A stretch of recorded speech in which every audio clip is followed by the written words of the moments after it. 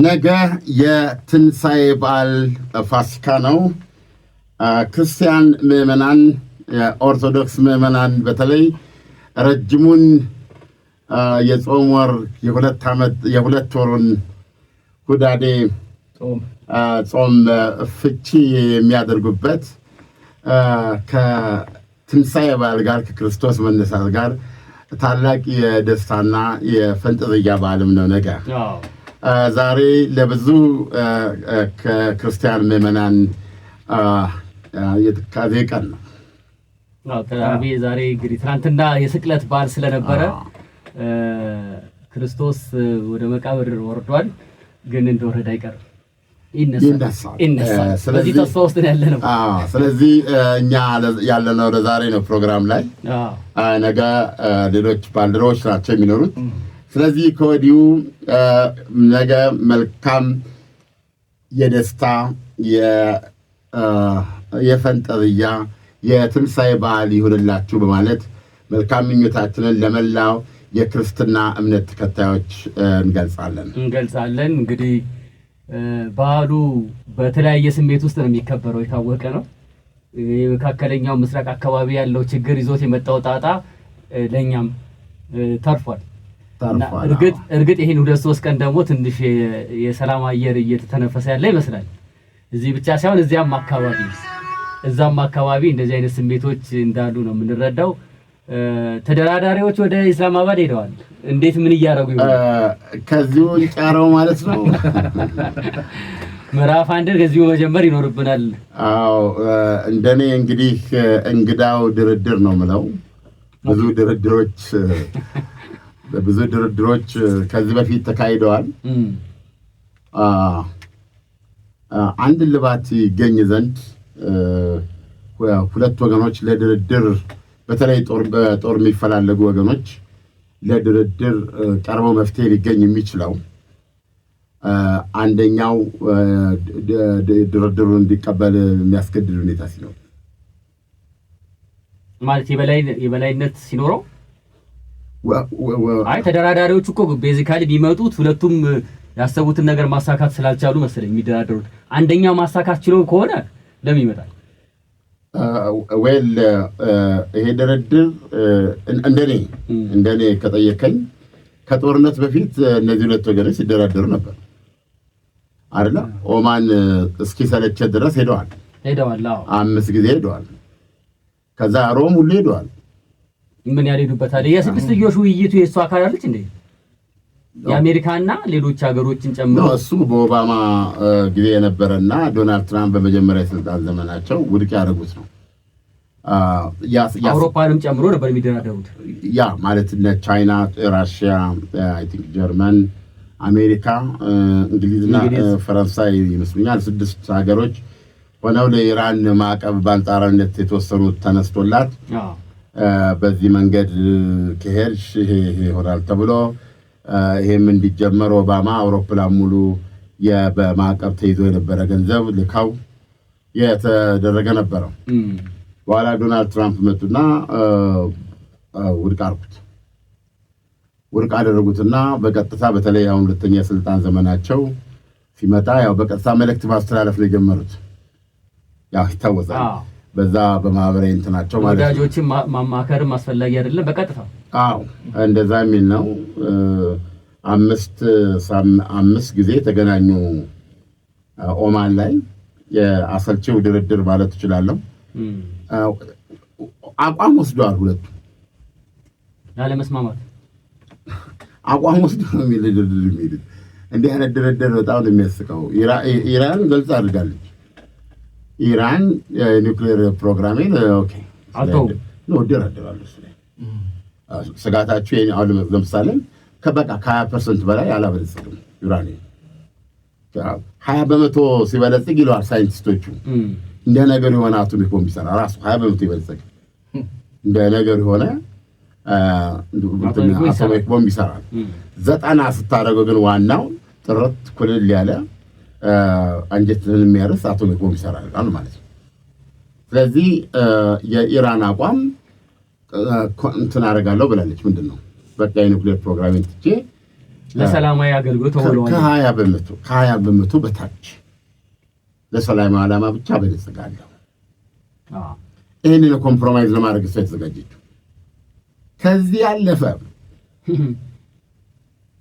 በራስሽ ሀገር በራስሽ የኒውክሌር ሪያክተርስ የማበልጸጊያ ማዕከላት ገለመሌ ለ0% 0.1% ዩራኒየም አበለጽጋለሁ ብለሽ እንዳታስቢ። ይሄን አልፈቅድም። በአጠቃላይ እመደምደዋለሁ። ይሄ የኒውክሌር ተቋምሽ እና እንደሌሎን ለሰላማዊ ዓላማ ሁሉም እንደሚያደርጉት ገንዘብ አምጡላለሁ። እነዚህ ሰላጤ ሀገሮችን ከነሱ ገንዘብ ወስጄ ካስፈለገ እዛው ራስሽ ሀገር ውስጥ አንቺ ማትቆጣጠሪው የዓለም አቀፉ ድርጅት የሚቆጣጠረው ገደብኛ በጣልንበት ለምሳሌ 3.6 ነው 5 ነው የሚፈቅደው ኃይል ማመንጫ። የዓለም አቀፉ የአቶሚክ ኤነርጂ ለሰላማዊ ዓላማ ከዚህ በለጠ ያስፈልገው ነው የሚለው። እሷን እያደረግን እኛ ስትጠይቂ እሷ እየተደረገች በይህ ይሰጥሻል፣ ደግሞ ገንዘቡ ትከፍላለች። ይሄን የሚሆነው እንጂ በራስሽ ሳይንቲስቶች በራስሽ ተቋም እንደዚህ የምታደርጊው ነገር አይኖርም። ይሄን ተቀበይ። 2 ይሄ ሚሳኤልሽን ርቀቱን በመጀመሪያ ደረጃ ከዚህ እስራኤልን ቀጥለሽ ደግሞ አውሮፓን ቀጥለሽ አሜሪካ እንድትመጪ አልፈቅድም። የእሱ ይገደባል።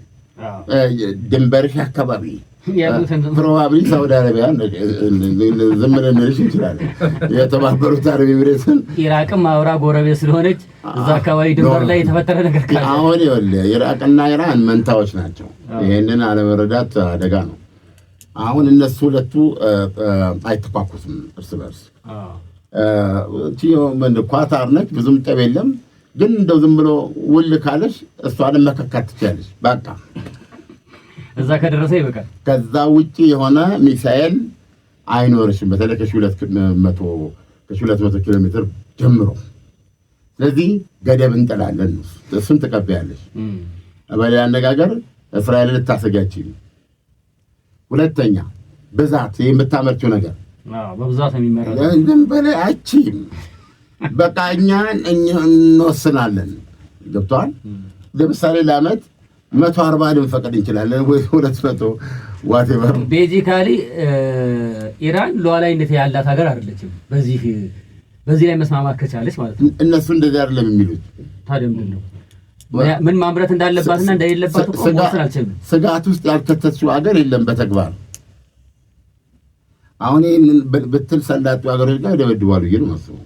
ምን ይሄን ሀሳብ ባነሳ ቧንቧው ያልተሰበረበት እንትኑ የነዳጅ ጋኑ ያልተሸነቆረበት ባል አለ። ሳውዲ አረቢያ ብትል ጠባሳ ውስጥ ነች። ኩዌት እኮ አሁን እኮ ጦርነቱ ከተጀመረ በኋላ ነው ኢራን ይሄን ያደረገችው እንጂ ከዛ በፊት አንዳቸውም ላይ ተኩሳ አታውቅም እኮ። ታምራት ይሄ ነገር እኮ ሲመጣ እኮ ነው እንደዚህ ነገር የሚሰነዝ ጦርነት ስጋት የሚሆነው። ታዲያ ጥያቄው ይሄ ነው። አሁን ቁጭ ብለህ አሁን ለምሳሌ ኩዌት መመለስ ትችላለች። ለምሳሌ ሳውዲ አረቢያ አላት የተወለወሉ እንትኖች አሏት። ምንድን ነው አየር መቃወሚያዎች ሜዲን አሜሪካ። የእሷ ነው ለማለት ያስቸግራል። የእሷ ነው አላት። ነገር ግን አንዱን ስተኩስ 1,700,000 ምናምን ገደማ ዶላር ገብቷል። ኢራን አሁን በአብዛኛው የመታቻቸው በሰው አልባው ነው። ወደ $50,000 ነው አሉ።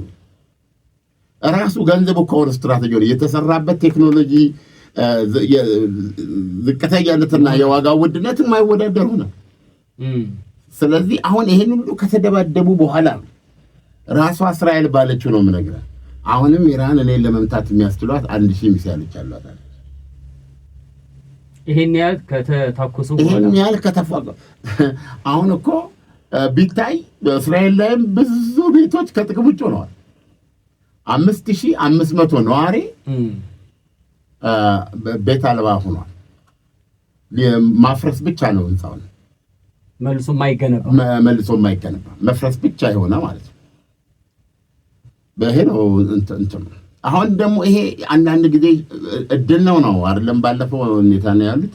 አንዳንዴ እድል እየሆነ ነው እንጂ ቀጥታ ደግሞ ሰው ላይ ቢያርፍ በ10 ኪሎ ሜትር ሬዲየስ ላይ በአራቱም አቅጣጫ ተሰነጣጥሮ የሚሄድ ጉራጅ ብረት ማለት ይችላል። አሁን ሲገመግሙ ከዚህ ሁሉ ድብደባ በኋላ አሁንም 1000 አላት አለች እስራኤል። ዛሬ ደግሞ ጀሩሳሌም ፖስት ይዞ ወጣ ዎል ስትሪትን ጠቅሶ ማን ያለው ከዚህ በልጣ የረጅምና የአጭር ርቀት ሚሳይል በሺዎች የሚቆጠሩ ነው ያላት የአሜሪካ ስለላ በሺዎች ትንሽ እንትን ነው እንትን ያለባት ሰው አልባው ብዙ ተጠቀመች እሱ በሺዎች። ይሄ ደግሞ መካከለኛ ርቀት እስካሁን የምትመታቸው በሱ ነው። ሳውዲ አረቢያ የምትመታው ባህር እዛው እኮ ተጠጋጉ ናቸው፣ አቀራብ ያሉ ናቸው፣ ደሴቶች ናቸው እኮ እናምሩ። እነሱም በሙሉ እየወገረቻቸው ያለችው ባጭርና በመካከለኛ ገና 6 ዓመት ልትደበድብ የሚያስችላት እንትና እንግዲያው ይሄ ድርድር ምን ሊሆን ይችላል? በዚህ ደረጃ ከሆነ ከአሜሪካ ጋር ባጭሩ ትከሻ ተለካክተዋል ማለት ይቻላል። አሜሪካ ባሰበችው ደረጃ ማድረግ አልቻለችም። አሜሪካ ወደ እስላማባድ እኮ ሁሉ ሄደችው በጣም በሚያስገርም ሁኔታ የሀገሪቱን ሁለተኛ ሰው ላከችው። ይሄ ምድር የሚነግረን ፕሬዚደንቱ ቀሩ እንጂ ምክትሉን ላከችው። እነሱ ግን አፈጉባኤያቸውን የላኩት ኖ አሁን አፈጉባኤው የኢራን መሪ ናቸው ተብለው በአሜሪካና በእስራኤል እንዲህ ዓይነት መረዳት አለው እኮ ለነሱ ነው። በነገራችን ላይ ኔታንያሁ እጃቸው ባደራ ተይዟል ታውቃለህ። እንዳይመቱ ሙሐመድ ባጋሪ ቃሊባፍ ላይ እና የውጭ ጉዳይ ሚኒስትሩ አባስ አርጋቸው ላይ እጃቸውን እንዳያነሱ ማለት ነው። አደጋው ግን መጥፎ። አሁን እኛ ሁለት ሰዎች ወርደዋል ከአውሮፕላን ኢስላማባድ ደርሰዋል። በነገራችን ላይ ኢስላማባድ እንዴት እንዲህ አይነት ታሪክ ውስጥ እንደገባች የሚገርም ነው። ትልቅ ቦታ ያገኘችው እኮ በዚህ ጦርነት በኋላ ያልተጠበቀ ነገር ነው የሆነው። በጣም በከባድ ጥበቃ እኮ ነው 10 ሺዎች የሚሆን ወታደሮች ፖሊሶች እኮ ነው ኢስላማባድ ያሉት። ዋናው ኢስላማባድ ነው የደረሱት እንዴ መሰለኝ። እሺ ኢስላማባድ ከአውሮፕላን ወርደዋል። የኔ ጥያቄ ይሄ ድርድር ይሄ እቺ የተኩስ አቁም ያሏት ነገር እንደ ቆመች ተቀጣ። ለምሳሌ በጣም በቋፍማ ነው ያለችው እኮ። እኔ ኮሚኩ ድርድር ነው የምለው። ምክንያት በለኝ። እሺ ዶናልድ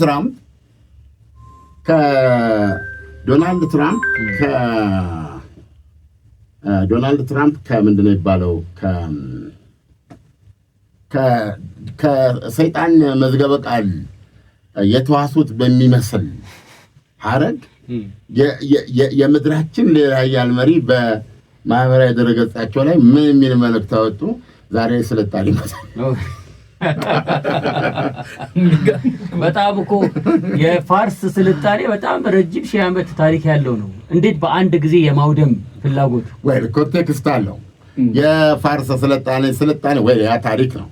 ግን ቤዚካሊ እያሉ ያሉት ኢራንን ወደ ድንጋይ ዘመን ወይም የጉድጓዷ የሚጠጡበት ፋኖስ ወደሚያበሩበት ባህያና ግመል የሚያጓጉዙበት በነዳጅ ደግሞ እንዲህ አይነት ኮኔክሽን ያለው ስልጣኔ ይሞታል ብለው አወጡ። ራሱ አሜሪካ ነበረች አራጃቸውን የሚያገኝ ሰው ኒውክሌር ይጠቀሙ ነው እንዴ ተብሎ ከፍተኛ ምንድነው አንቀጽ አላቸው። አንድ ፕሬዚደንት በተለየ ሁኔታ አንቀጽ 25 ላይ ያለ የተለየ ነገር ሲያደርግ ኢምፒች ለማድረግ ኖት ኢምፒች እሱን አንቀጽ ሂዝ ኖት ኦኬ በቃ ስልጣን ላይ ለመቆየት ልካርዱኝ ሰውዬ የሚልና ግን የመስተዳድሩን የእሳቸው መንግስት እና ምክትል ፕሬዚደንቱን እንደዚህ አብረው ሊስማሙ ይገባል። የመንግስቱ አካል ማርኮ ሩቢዮ ምክትል ጄዲ ቫንስ እነዚህ ሆነው አዎ እንዳሰጋታለን በፕሬዚዳንቱ ውሳኔ ላይ በመሪያችን አይምሯቸው ሰላም አይደለም።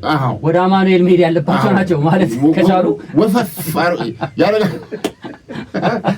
የሚል ይሄን አቋም ወደዛ እንሂድ እያሉ ነበረ ብዙዎቹ። በጣም ከፍተኛ ስጋት ነበር። ሰው ምንድን ነው የሚያደርጉት? ለምንድን ነው እንደዚህ አይነት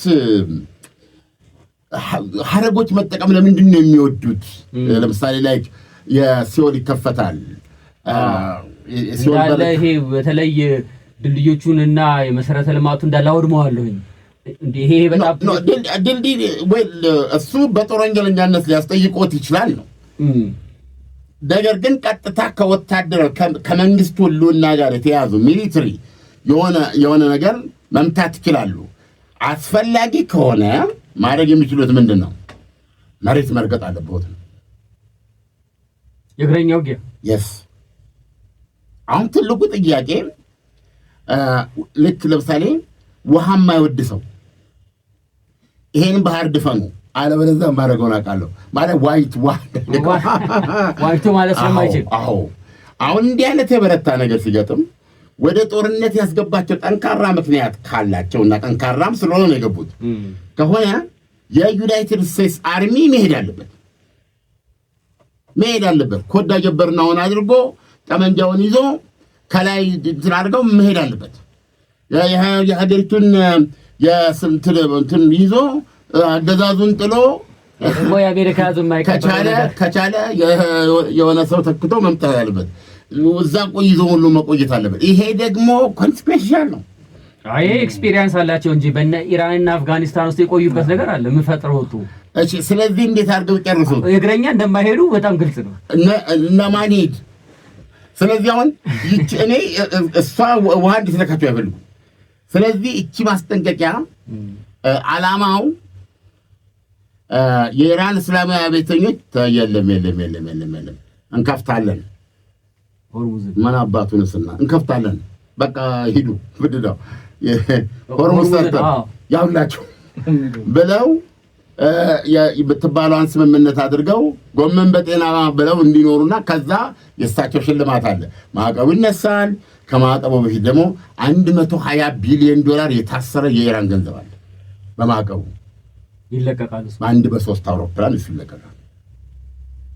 አሁን ኢራን ራሱ በዚህ ጦርነት ደርሶባታል የሚባለው ውድመት በአጣዳፊ ስሌት ከ140 እስከ $145 ቢሊዮን ነው። ግን ከወዲሁ የ120 ቢሊዮን ሲገባ አስበው። እዛ ላይ ደግሞ የጠየቁት ካሳ አለ። ይሄንን ስታደርገው እቺ የሩዝ ሰርጥ ላይ ደግሞ እንደ ቦኖ አስቀጂ ቁጭ ብለው ደግሞ የሚቀበሉት ነገር አለ። አሁን ይሄ ሁሉ ነገር ዶናልድ ትራምፕ ሰዓቱ ሲጠበቅ ድምፅ የለም ታምራት። እሳቸው ዛሬ ማታ ስልጣኔ ይሞታል ብለው ቀነ ገደብ ያደረጉበት ከሌሊቱ 10 ሰዓት በእኛ ማክሰኞ 90 ደቂቃ ቀረው። አሁን እንግዲህ ዘለው ነው የንግድ ያቀፉት ብዬ ነው የማስበው። ፓኪስታን እግዚአብሔር ይስጥሽ ፓኪስታን የሰጠችው እንዲህ ብለዋል። ልጅ ይውጣልሽ ብለው ዘለው እንቃርብና እንግዳው ፓኪስታን ይህንን ባትለይ ኖሮ የተናገርኩት ነገር ይሆንባችሁ ነበር። ሴትና መከላከያ ማናቸው ጀነራል ዳን ቃይል ያሉት ሁሉን ነገር ጨርሰ እጃችንን ቃታል ያርገን ኢላማዎችን መጥተን ብለን ልክ እሳቸው ተሰማራ የሚለውን ቃል ሲሰጡ እሳተ ገሞራ ይፈነዳ ነበር ብለዋል። ግን እኔ አልመስል ብሎኛል። ለምን በለኝ ዘለው እንደወደቁ አሁን አንዳንድ ባለጌ ጋዜጠኞች ብቻም ባለጌዎች አሉ። እቺማ የተለመደች ታኮ ናት ይላሉ። ከሳቸው ወደ ስልጣን መምጣትና የማህበራዊ ገጽ አመራር ካስተዋወቁ በኋላ አልካርሎ ገጻቸውን የማህበራዊ ገጽ አመራር ካስተዋወቁ በኋላ በደንብ ብዙ ውሳኔ የሚወስዱት መጀመሪያ አበቃልን በቃ የዓለም ጉዳይ አበቃ ካልክ በኋላ በበነጋታው ግን አሁን ለምናገር እንደ ሳሙና አረፋ ይኩረፋው ይባላል። እና ታኮ ማለት ትራምፕ ቺክን ሳውት ይሉታል። መልፈስፈስ ማለት ላይ ከሰቀሉ ዋናና ልክ ነገሩ እየከበደ ሲመጣ የወንድ ሞጫ ፈለገ ወዲያውኑ ምንም እንዳልተፈጠረ የሚናገሩት ነገር ሁሉ ከአሁን እኮ መሰረት እንዳልያዘ የምታውቀው እኮ ይሄ የመጀመሪያ ጊዜያቸውም አይደለም እንደዚህ አይነት ዛቻ ሲያደርጉ እና እሳቸው በተናገሩበት ቅጽበት ግን ኢኮኖሚው ራሱ ነዳጁ ሰማይ ነው የሚገባው። ተገላበጠን እንጂ ሁላችሁ እንቅልፍ የሚባል አሁን ምን አሉ እችል ላርግላ ትሄዳለህ። አሁን ምን አሉ እንግዲህ አሁን ወደ የእስላማባዱን ድርድር እኔ ኮሚኩ ድርድር ነው የምለው እየነገሩን እና እኛ እንቅልፋተን የሰበር ነው። እሳቸው ሮጣ መታ በቃ በ15 ቀን ጉዳይ ይፈታ፣ ኢስላማባድ ታደራድራለች፣ ሆርሙዝ ሰርጥ እንከፍታለን ብላለች። ስለዚህ ቶሎ ይበሉ አትከፍት ኖሮ የታባቷ ለስና ብለው ከእንደው ከሸምቀቆና ይሄን ነገሩ። ከማክሰኞ ሌሊት ጀምሮ እኔ እናንተ ይሄን እስከምናወራበት ሰዓት ድረስ ኢራን በሆርሙዝ ሰርጥ ያሳለፈቻቸው መርከቦች ብዛት ሽልማት እንሰጣለን ለአድማጮችንስ። ይሄንን እንደው በጣም ጥሩ ነበር። ይሄን የተከታተሉ ካሉ ይመልሱ። ምን ያህል ይሆናሉ? አንድ በግ ስንት ነው? እንደ ጊዜው በጉ አሁን በግማ ካነሳን የደብረ ብርሃኑ ነው ወይስ የዚህ? አናስቸግራቸው። ቁጥሩን ብቻ ከማክሰኞ ሌሊት ይጀምራ እስከ ዛሬ ድረስ የኢራን እስላማዊ አብዮተኞች ዶናልድ ትራምፕ እንዳሉት የእሳቸውን ዛሬ ምሽት ስልጣኔ ይሞታል የሚለውን ቃል ሰግተውና ፈርተው በወሰዱት እርምጃ በከፈቱት በር እስካሁን 3 መርከቦች አልፈዋል። 3 መርከቦች ኦልሞስት አልከፈቱም። ይሄ ተከፍቷል ማለት ከሆነ ኦልሞስት አልከፈቱም። ለዚያውም ደግሞ እነማን ናቸው የሚል ጥያቄ ማንሳት ይችላል። የት ሀገር ናቸው?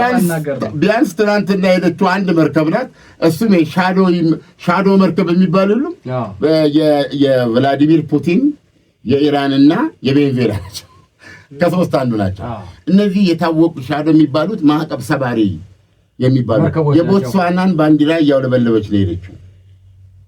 ነዳጅ ጭናለች። ቦትስዋና ግን ምንም የምታውቀው ነገር የለም። እሷ መርከብ የማን ሄዳለች። እሷም ተፈቅዶላት ምንም ጥርጣሬ የለው። ስለዚህ አሁን ኢስላማባድ የወረዱት የኢራን ተደራዳሪዎች ከጦርነቱ በፊት ጄኔቭ ሲወርዱ አስኮናኝ ነበሩ። አገራቸውን ሊያስፈጁ አሁን ተስማምተው ይህን ነገር አያስቀሩም። ደዛ ሲያደርጉ እነዚህ እብዶች ነበር የሚባሉት። አሁን ግን ብታምንም ባታምንም ይሄ ድርድር ገና ከጅምሩ ሳይጀመር ቋሊባፍ 2 ቅድመ ሁኔታ አድርገዋል። ማን ነው ከማክሰኞ ሌሊት ምን ነው የተስማማነው? እንከፍታለን ብለናል። ምንድነው ትራምፕ የሰጡን ቃል? $120 ቢሊዮን በማዕቀብ ያን የተያዘባችሁን እሰጣለሁ ብለዋል። ከስብሰባ በፊት እሷን ቁጭ አድርጉ ሌላ ከባድ ብለዋል ድርድር። እንዲህ እኚህ ሰውዬ የራሳቸው ቃል እስረኛ ሆነው በዚህኛው እንደ ኬኔዲ ከእንትና ጋር ከክሩስቼቭ ጋር ሲደራደሩ እኮ ኦኬ እኔ እኮ ዋናነካ ይሄ ይገለጽ።